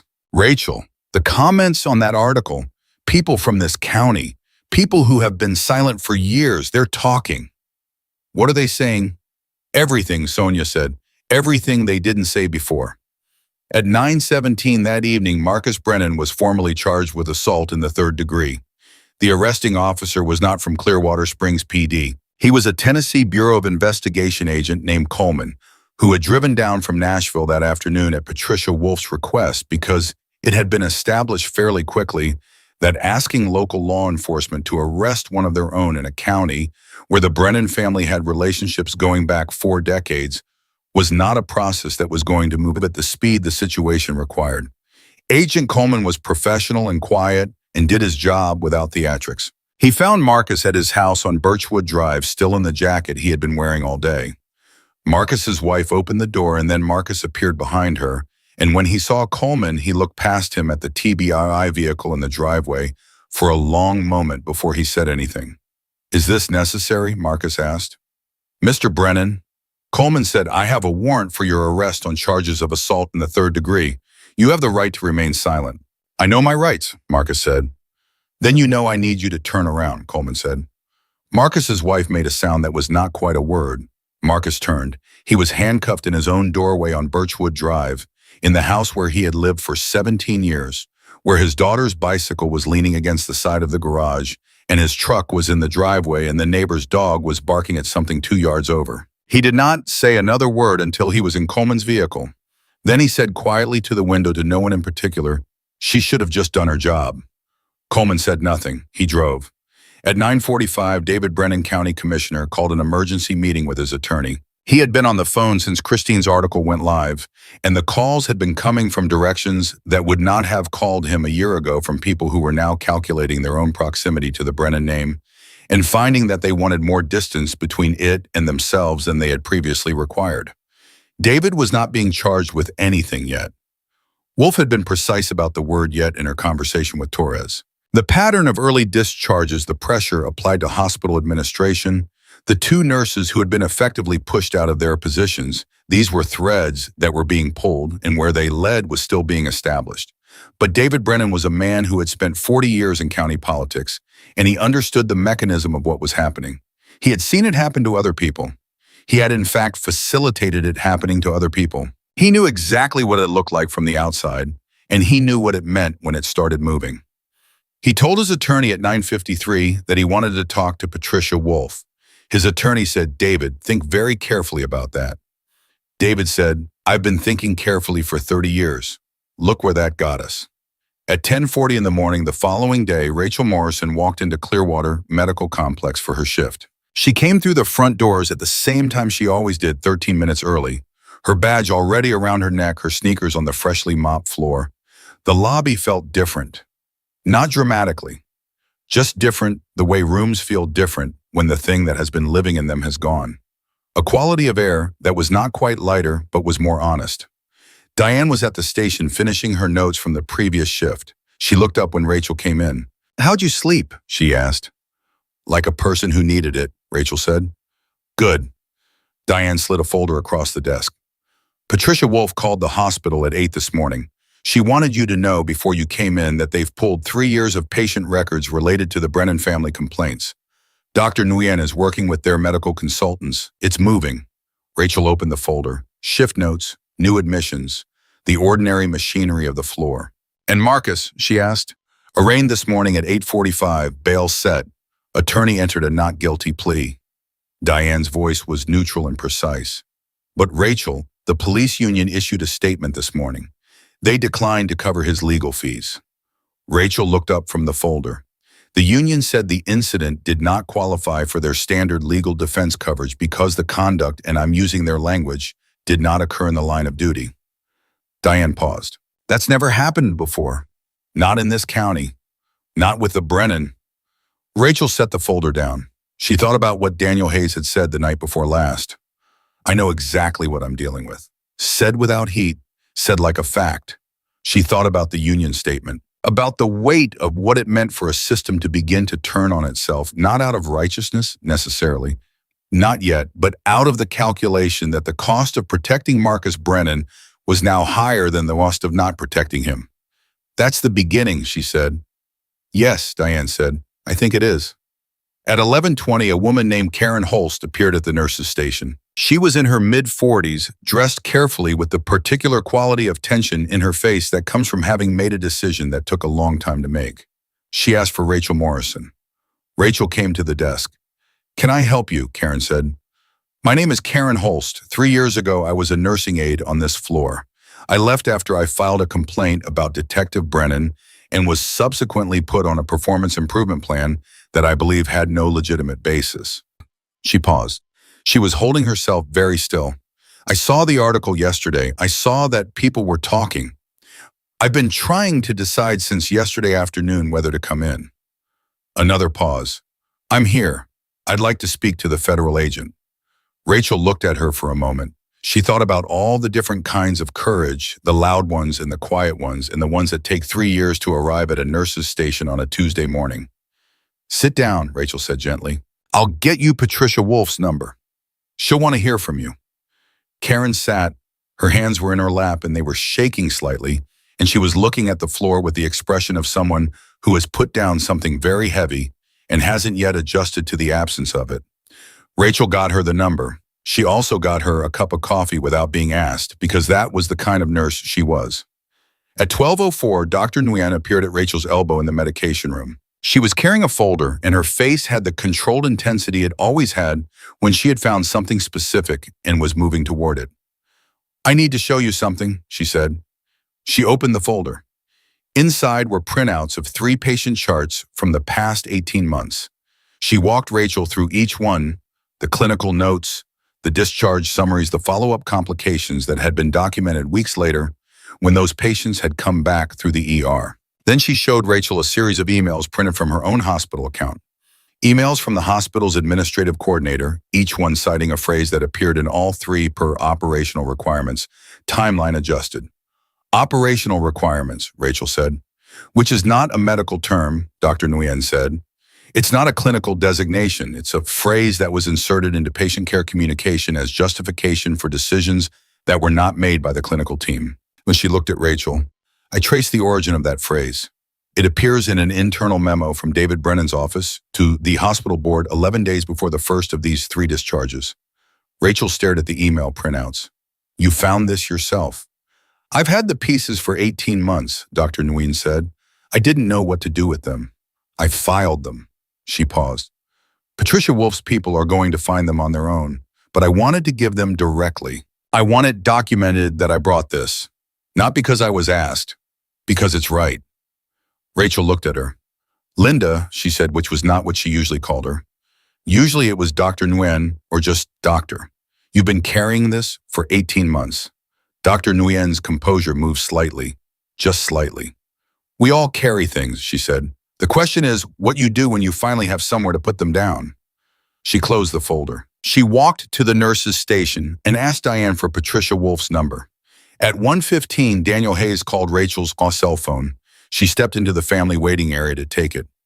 I'm at Fort Campbell, he said. Meeting went long. I saw the article. Christine did good work, Rachel said. She did, he said, and so did you. A pause. How's the floor today? Rachel looked through the window of the waiting area at the hallway at Diane at the desk at Carl, who had come in for his own shift and was already moving with a different quality than he had 2 days ago, like a person whose posture had adjusted to carrying something it had set down. At Karen Holst, still sitting in the chair near the nurse's station with her coffee waiting for a callback from Wolf's office. It's different, Rachel said. The same but different. That's how it starts, Daniel said. It looks almost identical to before, but the thing that was holding it in a particular shape is gone and slowly everything settles into the shape it was supposed to have. Rachel was quiet for a moment. Then she said, Thank you for stopping. 3 in the morning, a hallway that had nothing to do with you. Thank you for stopping. Daniel was quiet on his end for a moment too. I've spent 31 years believing that the people with authority have a responsibility to use it correctly, he said, was just in official settings, everywhere, all the time. Another pause. Walking past that hallway was not something I was capable of. I know, Rachel said. I knew it the moment you stopped. At 2:40 in the afternoon, Patricia Wolf called Rachel's cell phone directly for the first time. Ms. Morrison, she said, I wanted you to know personally. We've executed a warrant for David Brennan's financial records as of 1 hour ago. David Brennan has also agreed to cooperate with our investigation in exchange for consideration on certain aspects of the inquiry. She paused. That's not public yet. It will be by tomorrow. Rachel sat down in the nearest chair. He's cooperating, she said. He is, which means the information we're getting access to is moving faster than it would have. Another pause. Miss Morrison, the picture that is emerging from these records is significant. We're not talking about isolated incidents of a detective throwing his weight around. We're talking about a structured system of influence, patient record manipulation, contract steering, and targeted retaliation against specific employees over a period of years. David Brennan's cooperation is going to be essential in establishing the full scope. Rachel was holding the phone very still. The patient who was discharged early, she said, the one who came back with the complication. The one Dr. Nguyen flagged. We've located the family, Wolf said. They've been contacted. Rachel closed her eyes for a moment. She thought about that patient. She had not known his name before today. She had only known the chart number, the data point in Dr. Nguyen's folder. But now he was a family that had been located, which meant he was a person who had been harmed by something that was now finally being called what it was. Thank you for telling me directly, Rachel said. You're the reason we have any of this, Wolf said. That deserved a direct call. At 3:50, Marcus Brennan's wife issued a statement through the family attorney. It was 6 sentences long. The last sentence said that the family was committed to cooperating with any legitimate inquiry and trusted in the justice system to establish the truth. It was the kind of statement that was written not to mean anything specific and managed to be accurate, about that at least. Sonia read it aloud at the nurse's station to whoever was in earshot. When she finished, she put her phone down. Carl looked at it. Angela, who had come in for an extra shift, shook her head slowly. Jerome, who was walking past the station on his rounds, stopped. He read the statement over Sonia's shoulder. Then he said, "The justice system." He said it carefully, like he was examining the phrase. "We are the justice system. All of us. What happened in this hallway 2 nights ago?" He looked around at the faces at the station. That was us deciding to be part of it. Nobody said anything for a moment. Then Carl said, "That's true." Jerome nodded once and continued his rounds. At 4:30, Janet Hollis called a brief staff meeting in the break room. It was informal standing room, people still in scrubs with pagers clipped. She stood at the front and said that she had spent a great deal of the past 40 hours thinking about her own part in what had happened, not just the assault, but the years of environment that had made such an assault possible in a building she was responsible for. "I failed a number of people in this building," she said. "I failed them by choosing procedural caution over substantive protection. I don't have an excuse for that. I have reasons, some of which felt very solid at the time, and none of which hold up when I put them next to what I've learned in the past 2 days." She looked around the room. "What I can tell you is that this facility is going to change. Not as a statement, not as a press release. In practice. Starting with a third-party complaint review process that is outside hospital administration entirely. I've already contacted an independent patient advocacy organization in Nashville. They'll be on site next week." The room was quiet. Then someone in the back Rachel could not see who began to clap. Not dramatically, just steadily, the kind of applause that means something specific rather than something performed. Rachel clapped too. She looked at Sonia beside her, who was not clapping, but whose eyes were bright in a way that said the same thing the applause was saying. At 5:45, Rachel was finishing her end-of-shift notes when Carl came and sat beside her at the desk. "Ms. Rachel," he said. He was turning his pen over in his fingers, the same nervous gesture she had noticed him doing 2 nights ago when Marcus had him backed against the wall. "I keep thinking about those 7 seconds. Rachel looked up from her notes. "The 7 seconds when I saw him," Carl said, "and I didn't move. And I keep thinking about why." He was looking at the pen in his hands. "It wasn't just that I was scared. I was scared. But it was more than that. It was like I had already decided somewhere I didn't know. I decided that people like that don't get stopped. That it wasn't possible. So my brain was like, this isn't happening the way it looks like it's happening because things like this don't get stopped." He looked at her. "Does that make sense?" "Yes," Rachel said. "It makes complete sense." "But they do get stopped," he said. Turns out, she said. He nodded slowly. He put his pen in his pocket. He stood up and pushed in his chair. "Same time tomorrow," he said. "Same time tomorrow," Rachel said. He walked out. She went back to her notes. The floor was doing what it always did in the last hour of the shift, settling into the particular rhythm of handoff, of preparation of the quiet between one group of people, finishing, and another beginning. And underneath all of it, in the building and beyond it in Nashville, where Christine Park was fielding calls from 3 other news organizations, and Wolf's office was processing David Brennan's financial records, and Gerald Fitch was working through the night on a defense strategy that was narrowing by the hour, and in the house on Birchwood Drive, where Marcus Brennan had come home on bail to a house that felt like a different house than the one he had left. Something large and slow and long overdue was completing its turn. Rachel signed her final note. She capped her pen. She put her badge in her bag.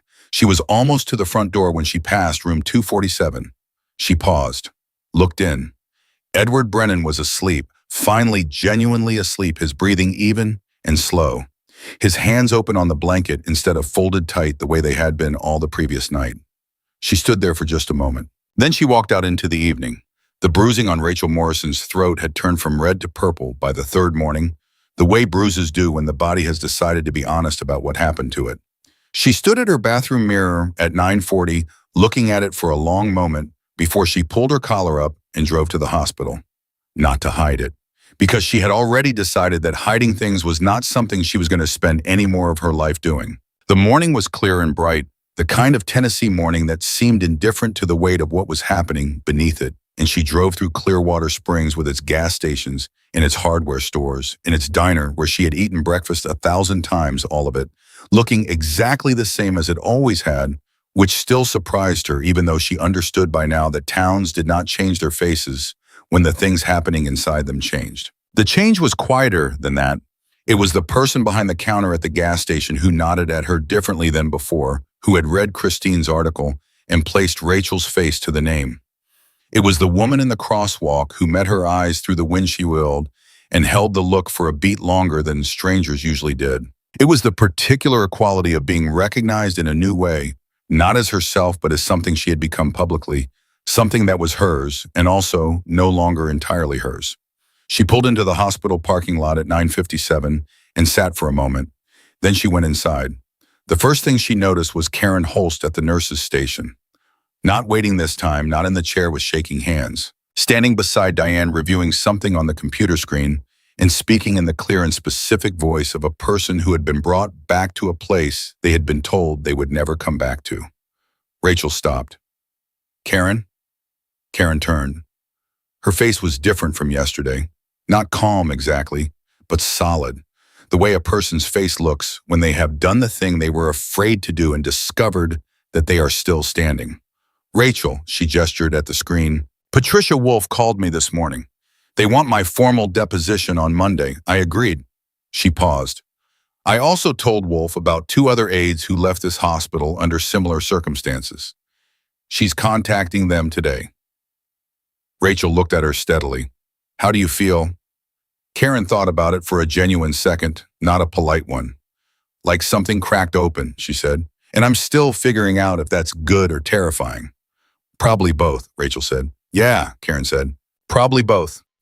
At 10:20, Rachel was 3 charts into her shift when Sonia appeared at her elbow with a look that was urgent and contained the precise look she used when something significant was happening, and she needed Rachel to know without the whole floor knowing. "David Brennan resigned," Sonia said quietly, "as county commissioner, effective immediately. It just went out as a press release 15 minutes ago." Rachel set her pen down.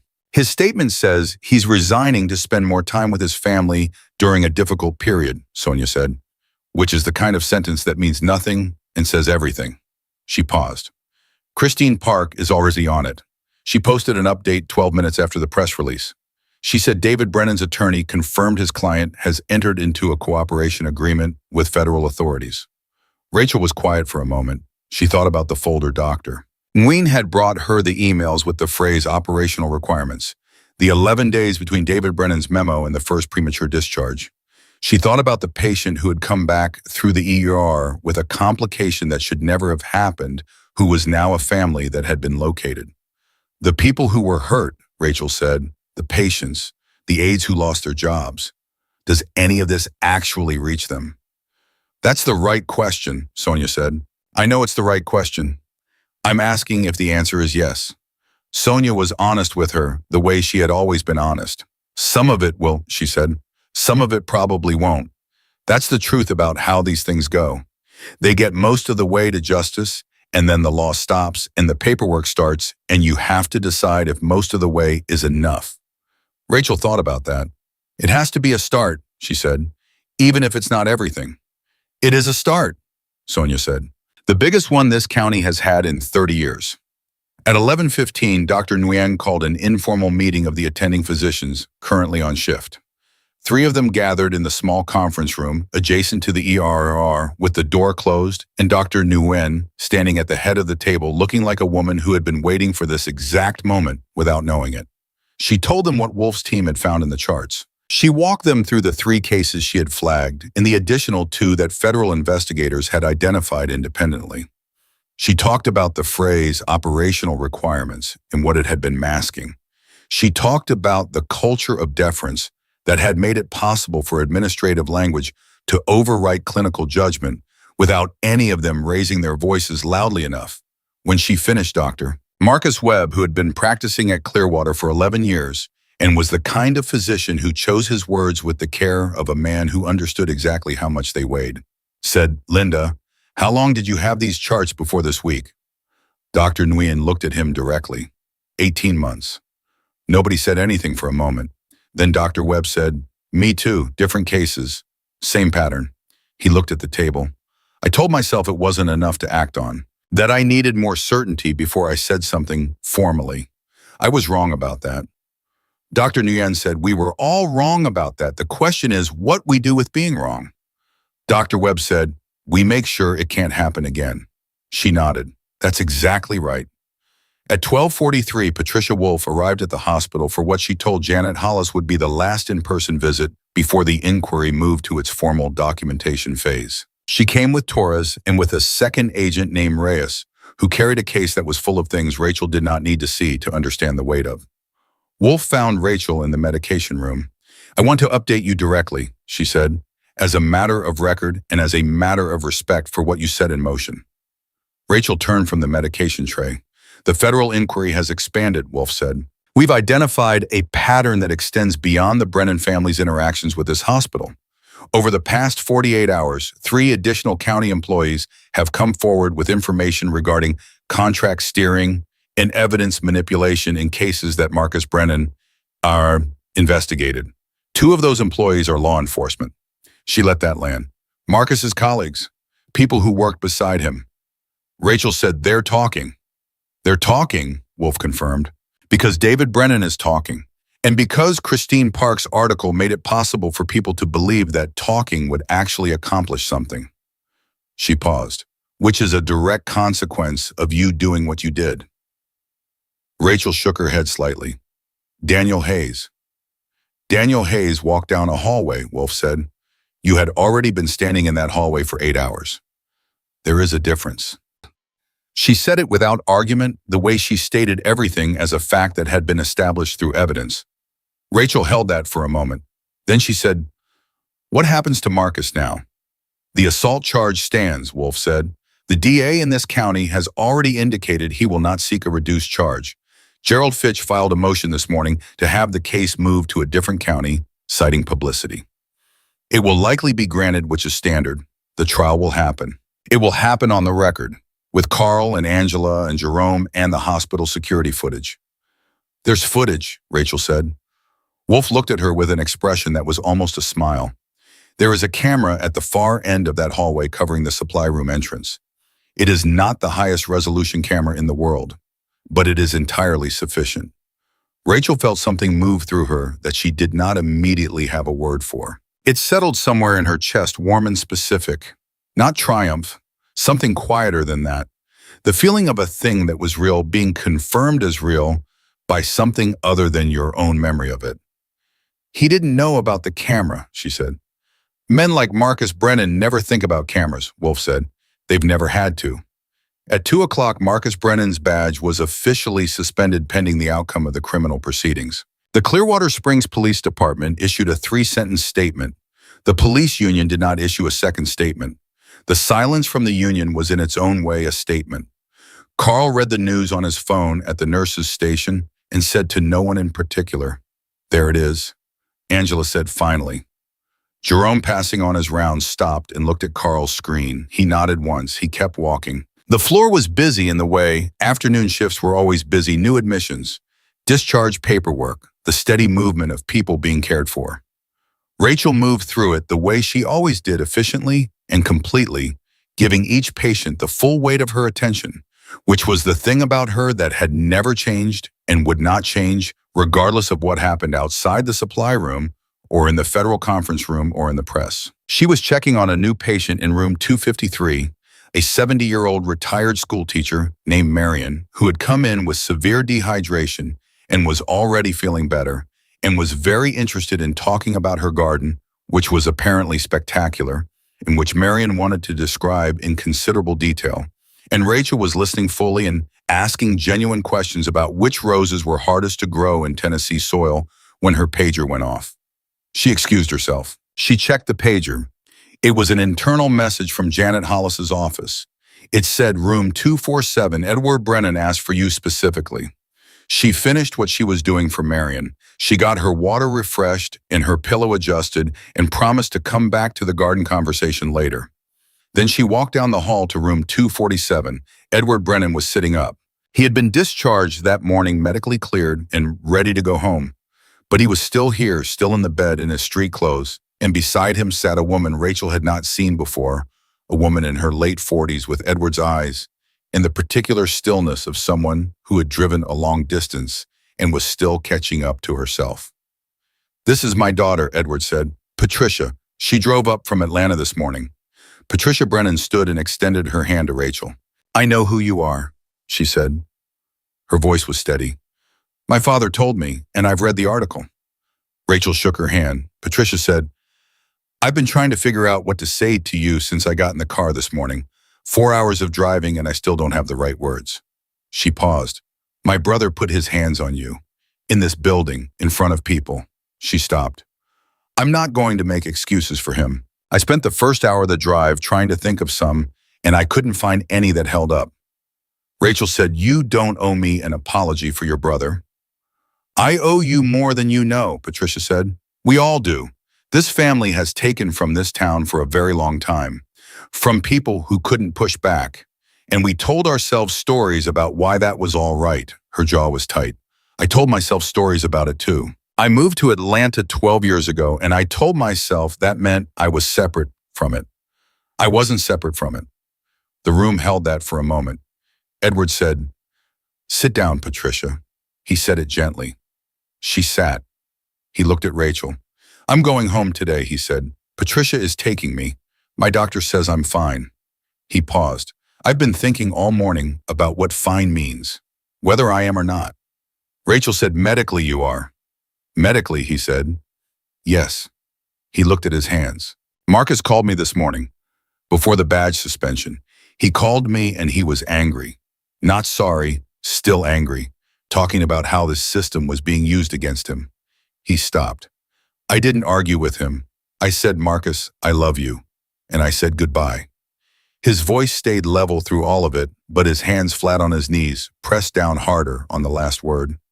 "I don't know if it's the last time I'll talk to him, but it felt like the end of something."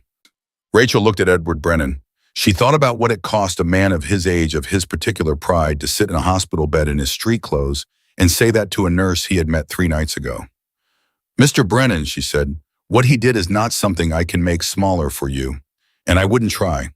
But what you said in this room 3 nights ago, that you weren't going to help him with this one, that mattered. Not just to me, it mattered to how this went." Edward looked at her. His eyes were old and clear and doing something complicated that he was not trying to perform. "I should have said it 20 years ago," he said. "Maybe," Rachel said, "but you said it now, and now turned out to be the moment that counted." Patricia was looking at the floor with her hand pressed against her mouth. She was not crying. She was doing the thing that comes before crying when you are the kind of person who holds yourself very tightly in front of strangers. Edward reached over and put his hand on her arm. She covered his hand with hers. Rachel said goodbye. She told Edward to follow up with his cardiologist within the week. She told Patricia it was good to meet her. She meant it. She walked out of the room and did not look back. At 3:30, Daniel Hayes called again. This time his voice had a different quality, the particular ease of a man who had finished what he came to do and was on the other side of it. "I'm leaving Fort Campbell," he said, "heading to the airport. I wanted to call before I got on the plane." "How was the meeting?" Rachel asked. "Productive," he said. "Mostly I've been thinking about Clearwater Springs." A pause. "Christine's second article went up an hour ago. Did you see it?" "Not yet." "David Brennan's cooperation is public now. The scope of the inquiry, the additional law enforcement witnesses." He paused again. "Christine used a phrase in it that I keep thinking about. She wrote that the original incident occurred when a hospital nurse refused to accept that her job included absorbing abuse from a powerful man." He paused. "That's you, Rachel. That's the center of all of it." Rachel was in the family waiting area, the same chair he had sat in with Christine 2 mornings ago. The afternoon light was coming through the same window. "I keep getting told that," she said, "that I'm the center of it.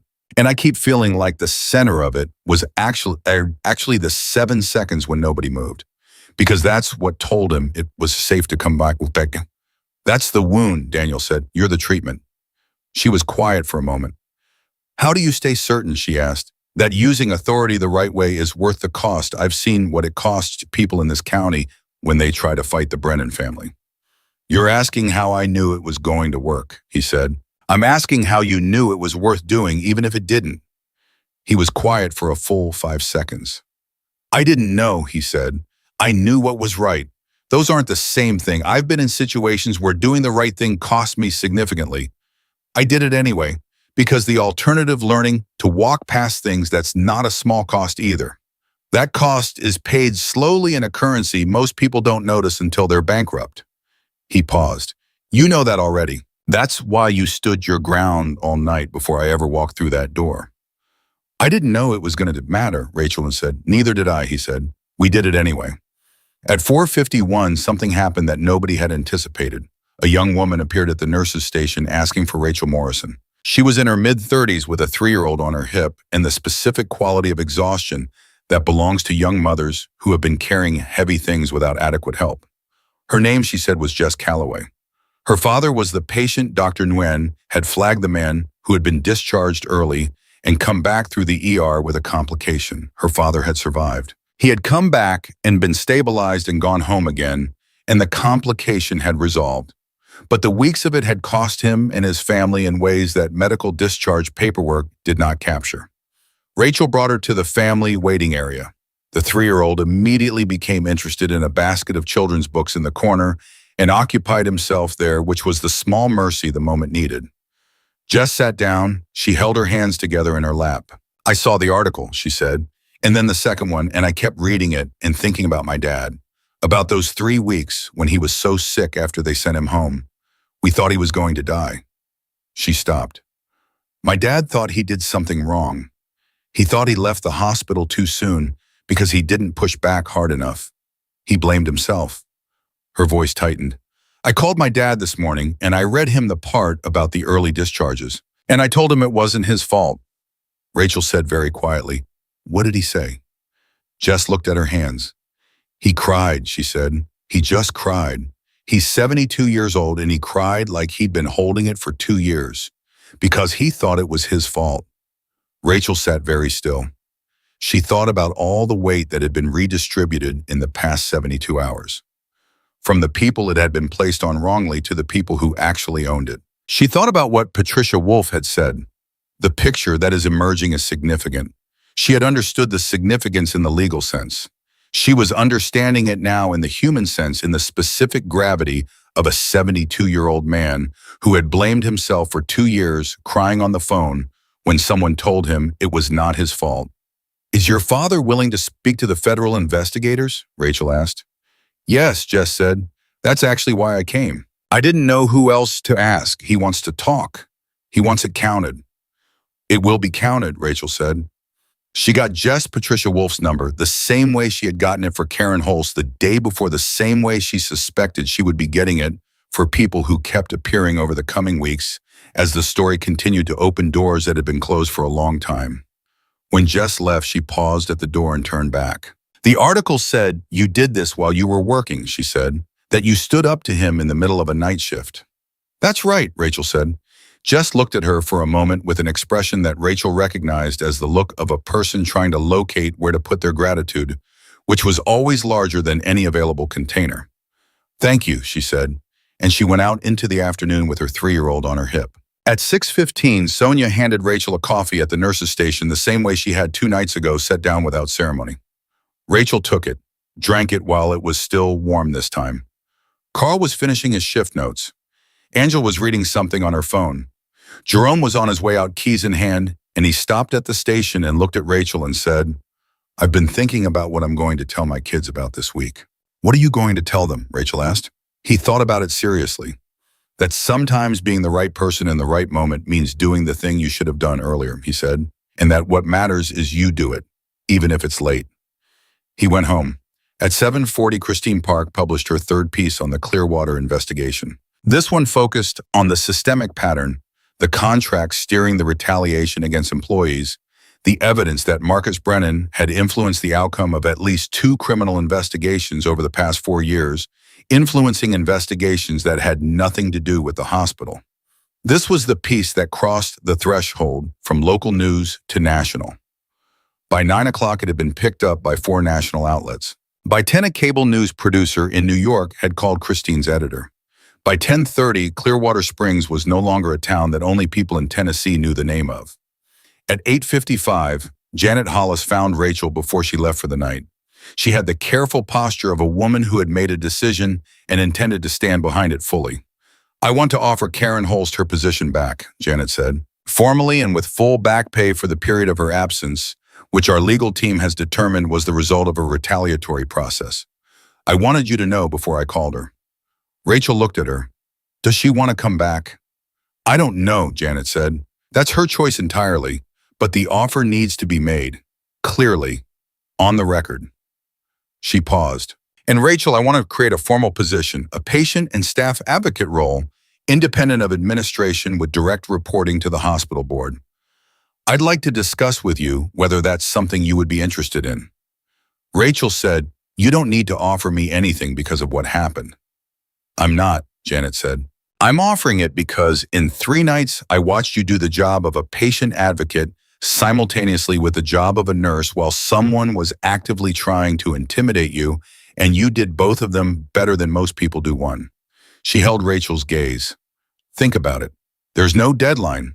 At 9:20, Rachel Morrison drove home through Clearwater Springs for the second time in 3 days with the weight of a long week in her body and something else in her chest that was harder to name. The town looked the same as it always had from a car window at night, lit and quiet, in particular to itself, the gas station, the hardware store, the diner. But she knew with the certainty of someone who had spent 15 years watching how people behaved when things mattered that something structural had shifted beneath the surface of this town. Not completely, not cleanly. These things never resolved completely or cleanly. They resolved in the way that real things resolved in stages in paperwork, in the slow renegotiation of what a community would and would not tolerate from the people it had given power to. In the voices of people who had stayed silent for years, deciding one morning to stop being silent, not because it was safe, but because the cost of continuing to be silent had finally outweighed the cost of speaking. Marcus Brennan would stand trial. His badge would not come back. His brother's cooperation would dismantle a system of influence that had functioned in Clearwater Springs for longer than most of its current residents had been alive. The patients who had been harmed would be named and acknowledged and compensated in whatever insufficient way the legal process managed to compensate people for harms done to them in the name of institutional convenience. Karen Holst would get a phone call in the morning. Jess Calloway's father would give his statement to federal investigators, and when he hung up that phone, he would be 72 years old and relieved of something he had carried without deserving to for 2 years. None of it would be perfect. It never was. But it would be real and it would be documented, and it would be the kind of change that came from the specific and irreducible fact of one person deciding in a hallway at 11:47 at night, 13 minutes before her shift was supposed to start, to tell the truth and keep telling it, no matter what it cost her. Rachel pulled into her driveway. She sat in the car for a moment the way she had 2 nights ago, but it was a different sitting. Not processing, not bracing, just being still in the knowledge of what had happened and what was going to keep happening and what her part in it had been and would continue to be. She went inside, she made tea. She sat at her kitchen table in the quiet of her own house, and she thought about Jess Calloway's 3-year-old reading books in the corner, and Jerome saying what matters is you do it, and Daniel Hayes saying we did it anyway, and Edward Brennan's hands pressing down on his knees when he said goodbye. She thought about Carl's pen moving fast on the form. She thought about the 7 seconds. And what came after them. She drank her tea. She went to bed. In the morning, she would get up and drive back to Clearwater Medical Complex and arrive 13 minutes early the way she always did, because that was who she was and had always been, and the floor would need her, and she would be there. Some people change the world by standing in hallways and refusing to move. Rachel Morrison was one of them, and Clearwater Springs would never fully go back to what it was before the night she proved it.